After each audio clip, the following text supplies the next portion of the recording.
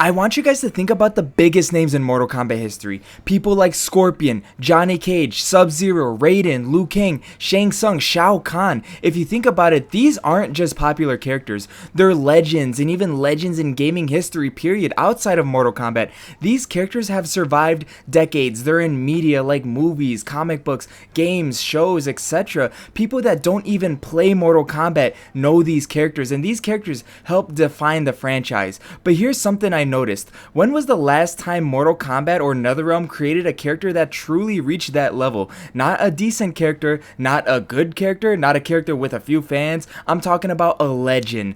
That kind of character that becomes a permanent pillar of the franchise. Because to be honest, I think it's been a very long time. And I think one of Mortal Kombat's biggest problems is that it's forgotten how to create legendary characters. Not because it lacks ideas, but because it never gives those ideas enough time to grow. So today, I just want to talk about why Mortal Kombat forgot how to make legends. And I thought I'd make this video because I made one about how it forgot how to make villains. So now I'm going to talk about why it doesn't make legends anymore. But if you guys don't know me by now, I'm Mr. Frosty Flames, but you can call me Mike. We do anything gaming news, reviews, playthroughs, analysis, and we do it in a chill way with no over editing BS. So if you like that style of content, be sure to hit that sub button and join the Mr. Frosty Flames Legion. Anyways, let's get back to the video. Before I start actually naming characters, let's define what we're talking about. A legend isn't just somebody with a cool design. It isn't somebody with just a fun moveset for a game. A legend is a character that becomes essential to the franchise. The kind of character that fans expect to see, every game or every other game. Those kind of characters like I named above. That kind of character that grows over multiple games. Scorpion didn't become iconic overnight. Neither did Sub-Zero. Neither did Shang Tsung. These characters sort of evolved throughout the franchise. They appeared consistently and their stories grew and grew and grew. Their rivalries grew and grew and grew, and their importance grew and grew over time. And that's how legends are made, not just in one game, but just over time. And that's where I think Mortal Kombat has struggled with, to be honest. And I feel like the arcade era was a machine when it came to creating iconic characters, because if you think about it, all like the modern characters that everybody knows are from the classic arcade era, like Scorpion, Sub-Zero, Kitana, Mileena, Johnny Cage, Raiden, Shang Tsung, Reptile, and the list goes on and on and on. Even characters who weren't main protagonists became iconic, and let me tell you why. Because Mortal Kombat kept building on them. Every game added something to their lore, something to their story, even maybe an extra rivalry that they had, more development. Fans had years to become attached to them, and eventually those characters became larger than life. And now, when those characters aren't in a modern Mortal Kombat game, people complain. Even like in Mortal Kombat 11, right? Everyone was like, why was Mileena DLC? When Ed Boon said that, we weren't going to have Mileena as a DLC, is because they literally got death threats from the fans by not adding Mileena in MK11. Like, come on, these guys are really beloved by fans. And the same with like characters like Jade, Ermac, people like that. People complain when they're not in the game. And it's because they really have that legend status. And without these Mortal Kombat characters that I listed, it's hard to call Mortal Kombat without them. Like, it just isn't the same. And the 3D era actually did a better job than people think, because this is where things get interesting, because the 3D era gets criticized a lot, and some of that criticism is fair. We had characters like Suhao, people like Cobra, Kira, people that aren't that important, but I think people overlook something very important, is that the 3D era actually created some genuinely great characters. And yeah, they're few and far between, but we had characters like Kenshi, Quan Chi, Frost, Havoc, Onaga, even Bo Raicho. These people aren't really the most popular aside from maybe Quan Chi and Kenshi. However, some of these characters have dedicated fan bases. The difference is that these characters were given room to breathe. Kenshi wasn't beloved immediately. He sort of grew on people. I remember when he first came out in Deadly Alliance, people were saying like, oh, he's cool and all, he's a blind swordsman, right? But he really just has the powers of Ermac, so he's not really that cool. But now, he has this whole Sento character and people love him. Quan Chi wasn't always considered one of MK's best villains, but the games built him up. The franchise invested in him, and eventually the fans did too. But then in this same era, Mortal Kombat stopped committing. This is where the problem starts. Mortal Kombat became obsessed with introducing new characters, but it stopped committing to them. It's like in, Deadly Alliance and Deception, these games had like, I swear, like 50% of the roster. I don't know if that's true or not, but it seems like it, are just new characters that are barely developed on, right?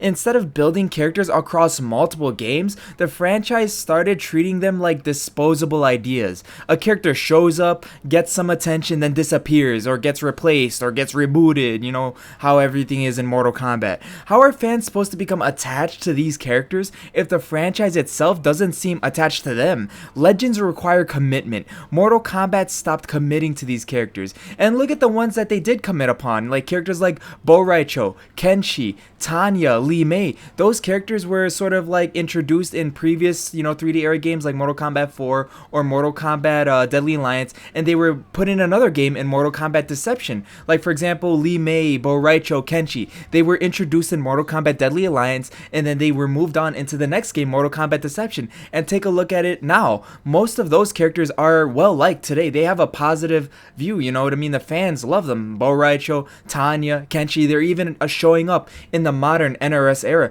And compare that to those characters that weren't given a lot of games to breathe. They're not really loved by fans, and you could say that, okay, maybe there's a reason they were only in one game because their ideas sucked. Characters like Cobra, Kira, characters like Suhao, Mavado, but some of them genuinely have potential, and I feel like they could maybe not hit that legendary status, but be regarded as really cool characters that could maybe be in a game and then skip 2 games and then come back in a game, etc., right? Because characters like Mavado, Suhao, I genuinely believe that they are one redesign away, one story mode, change away from them hitting legendary status, at least to the 3D era fans, because those characters are legendary and nostalgic to me, at least. But I feel like if you brought them back into the modern era and just redesign them, give them new backstories, etc., you could really turn them into genuinely respected characters. Then next I want to talk about MKX, because this was the new wave of a bunch of new characters again. We get the Kombat Kids, we get Cassie Cage, Jackie Briggs, Kung Jin, and Takeda, and on top of that we get a whole new set of just new characters, period. Characters like Devora, Kotal Khan, Aaron Black, Ferrator. There were actually some solid ideas here in my opinion, but how many of these characters became legendary? To be honest, and in my opinion, very few. Takeda's popular, Kotal has fans, but in my opinion, the only character that truly felt like he was immediately connecting with me and a huge portion of the fan base was Aaron Black. I feel like he was cool. He's sort of like a gunslinging cowboy in Mortal Kombat. It sounds ridiculous, but it worked, and people loved him almost instantly, including me. In my opinion, he is the best new character in Mortal Kombat X, and yet Aaron Black hasn't become the franchise pillar that many fans thought